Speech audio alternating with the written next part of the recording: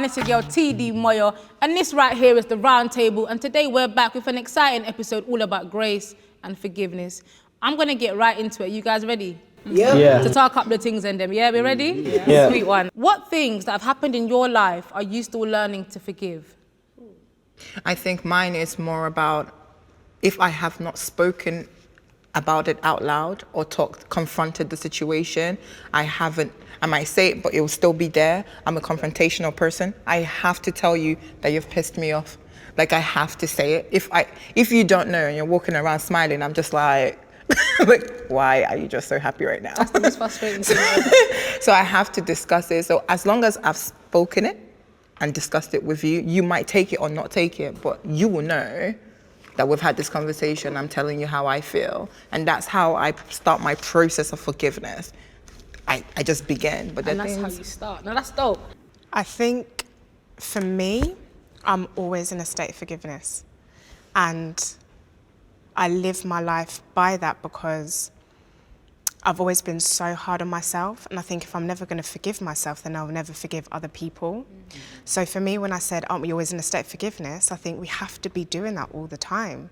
Like constantly we need to be aware of forgiveness because we're never going to be living in peace if we're not forgiving ourselves and forgiving other people. Mm-hmm. So like, I feel like for me, for personal growth, it's a constant thing that I'm always aware of. Mm.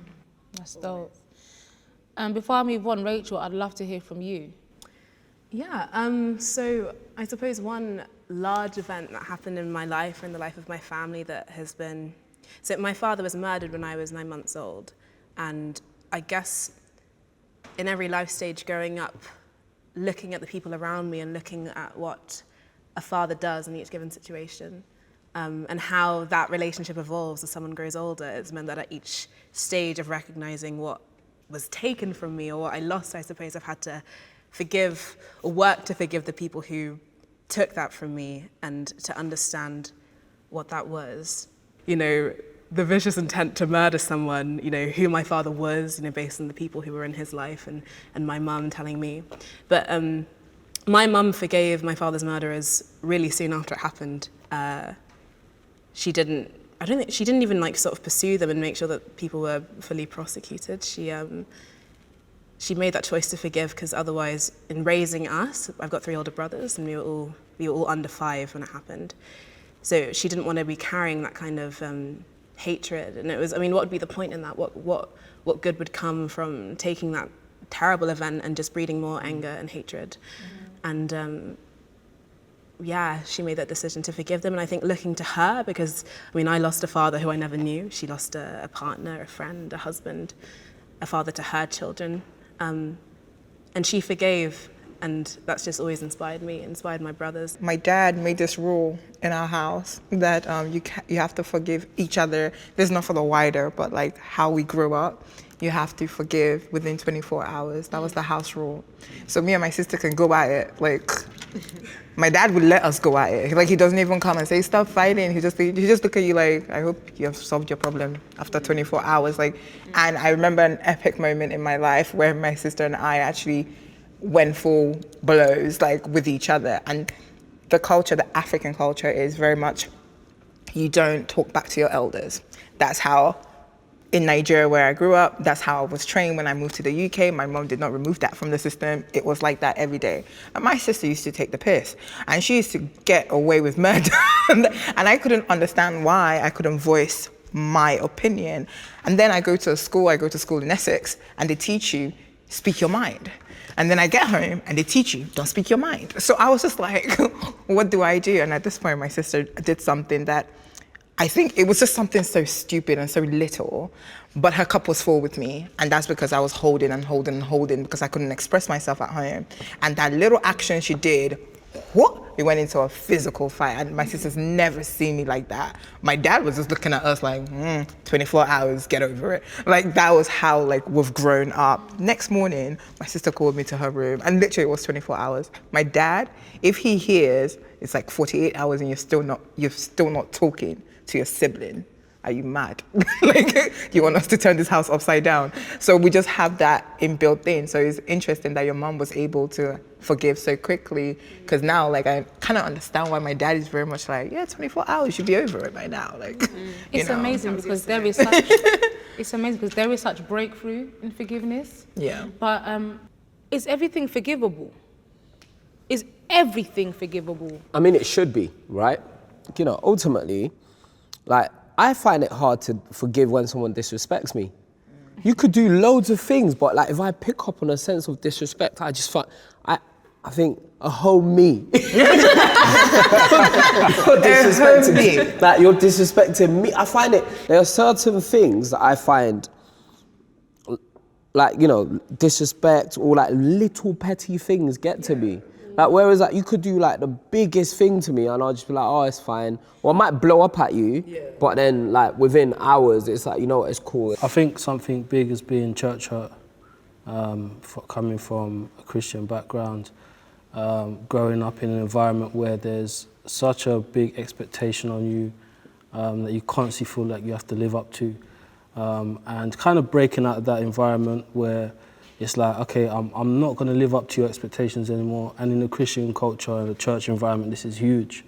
And having to forgive for, you know, I guess being attacked for being myself, you know, and sometimes not agreeing with things and saying, no, I'm not going to go with that, or I don't agree with that, and it's actually okay. Having to forgive people that have put, you know, judgment on you and things like that. So that's been quite tough. I think it's about the effect it has on you, and that's what I'm learning more recently. I had a really bad experience with someone within my industry that was taking bread off my table situation. It was quite intense. And I remember anytime you say her name, I'll just be like, don't talk about her. I hate her. I used to say this word, I hate her. I hate her. Anyone can ask me about this person, I'd be like, don't talk about this person.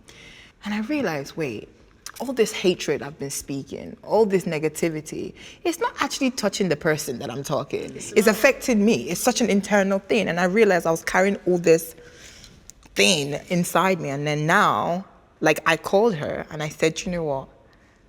I'm sorry, not because of the things you've done, because we know you did me dirty, but I'm sorry for carrying your name under the mud after it, because that's when I went wrong and I should have forgiven her for myself. When people may do something to us, like, it affects us, but there's elements of our ego as well, which hit us. Yeah. And you said there's levels to this. There's so many layers of us.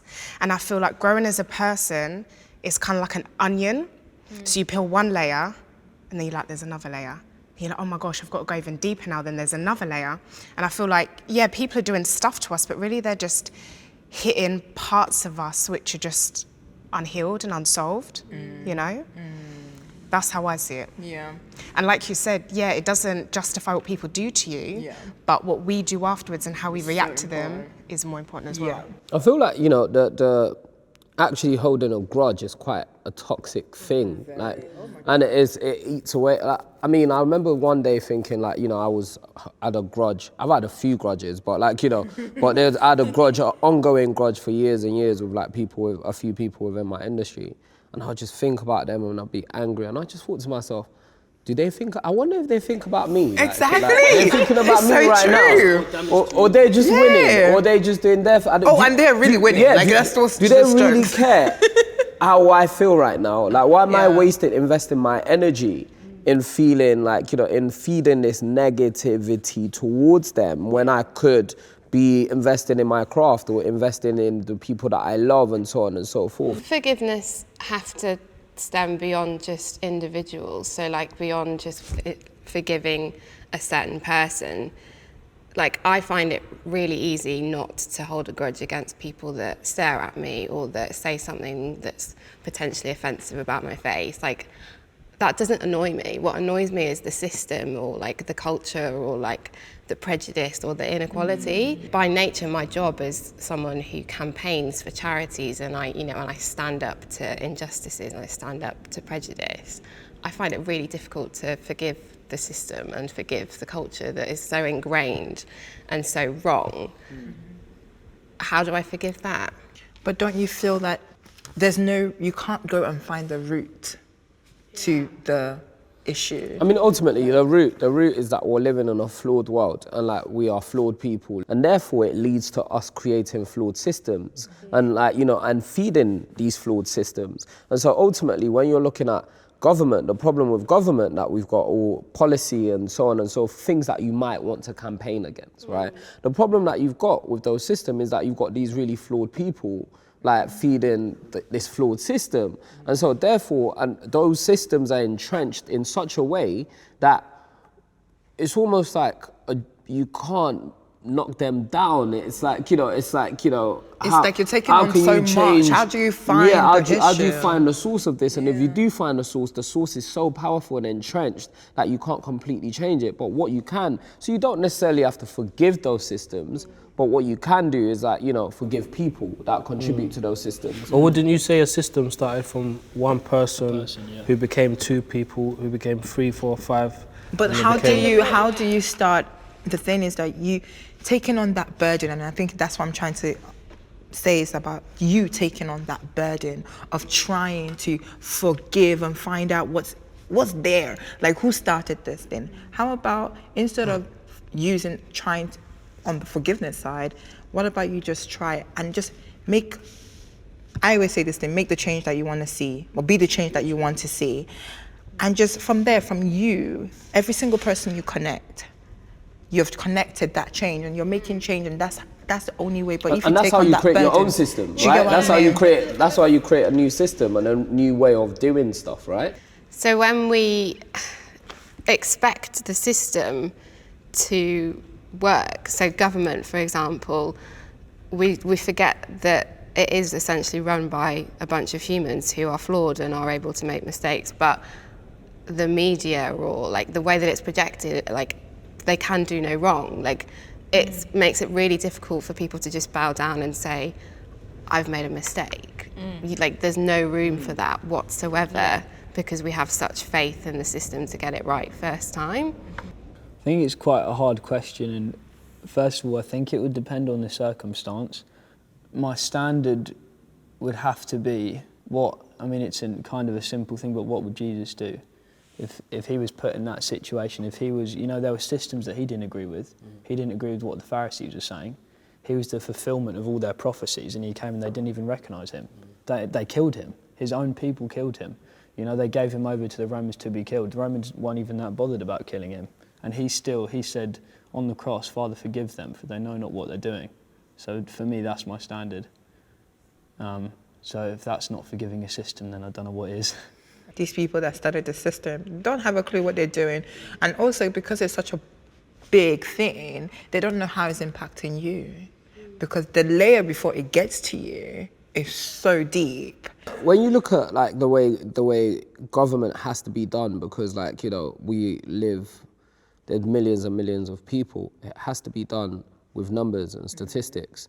And so that's why every so often you get like an instance where like a government minister has passed this rule, and then it came to the fore and they're like, oh, actually, we didn't really mean to do that. We did, and it gets really, because they don't think about the real life impact it has on people. I think to a degree, we're talking about people, but I think also we're talking about grace. We're talking about extending that grace. And so I'd like to throw this out. When I say grace, what comes to mind? What is grace? And how can we apply it, and should we apply it? I think we all have an element of grace. But I don't think... it's a hard one. For me, I've been through situations where I may have done something wrong, or I may have not acted out of that usually, but I've been graced against it, if that makes sense. And I'm like, okay, that's cool, I get another chance. I get another chance. And how does that feel? It feels good. But then there's the other side of it where you're always going to get that potential other chance, and whether you choose to do better or worse than that, is obviously that person. But I think at the end, like you said, we're all flawed. We're all flawed and we're all going to make mistakes. Can I ask a question? And I feel like someone is asking this question through me, and I want to know as well. What's the difference between grace and forgiveness? I think grace comes beside love. I think when I think of grace, I think of agape or the Christian love, or like, for instance, when you're extending forgiveness to the people that you care about, like your family, or if people extend that towards you. If you've caused someone pain and they choose to love you anyway, I think often forgiveness can be removed from a sense of relationship. You can forgive people who don't know you and haven't personally encountered you. But for instance, I guess we talked about forgiving a system, but I think grace comes with relationship. Grace to me means a completely different thing, and this is what I want to learn. Yeah, like, so what's the kind of grace to me would be kind of going through life with respect and understanding for each other. So, and also like grace to me is like, I don't know, ballet dancers or like. If you look at where I've come from, it just doesn't follow. I studied law, even on a real human basic level, I'm like an A student that went to uni, studied law. I did nothing to do with, I don't deserve to be but it was God's grace that placed me where I am in my life. I'm speaking on grace in regards to our attitude towards conduct. people, Okay. grace. Yeah. So Be I'm nice. giving someone grace. It's not just being nice to them, but giving some understanding that someone, okay, we come from different walks of life, we have different understandings. And for me, trying to, not coming down on your level, but trying to relate to someone is a form of grace. It's just wisdom, more wisdom and being wise about how you communicate. Because my mom, she would speak her mind, and I used to be like, don't say that. But in her, the way she was brought up, it's like that for her. She learned, if you don't do this. I feel what we're talking about is nothing to do with grace. It's discernment. It's knowing when to talk to being able to detect in conversation how to communicate to people, and that's nothing. That's actually not grace. That's discernment. But one could argue, particularly as millennials, at the RoundTable particularly, sometimes the church or sometimes people of faith do not properly discern how to approach grace, how to discuss grace, and how to practice grace. And so I think that's also important. Well, going up to someone and saying you need grace, I think the way of doing it is acting as Jesus did and showing people grace. And showing people, I think, like what I was saying before about grace being found in relationship, I think inviting people to enter into personal relationship with God and then to experience that grace within that, because in all of our interpersonal relationships, we're continuously extending grace to each other. Yeah. Let me show you, and then it will push you to ask me, and then we can have that conversation. And that's dope. We have a relationship there. So this has been Grace and Forgiveness, and this right here is the RoundTable. I'm your girl TD Moyo. Stay locked in.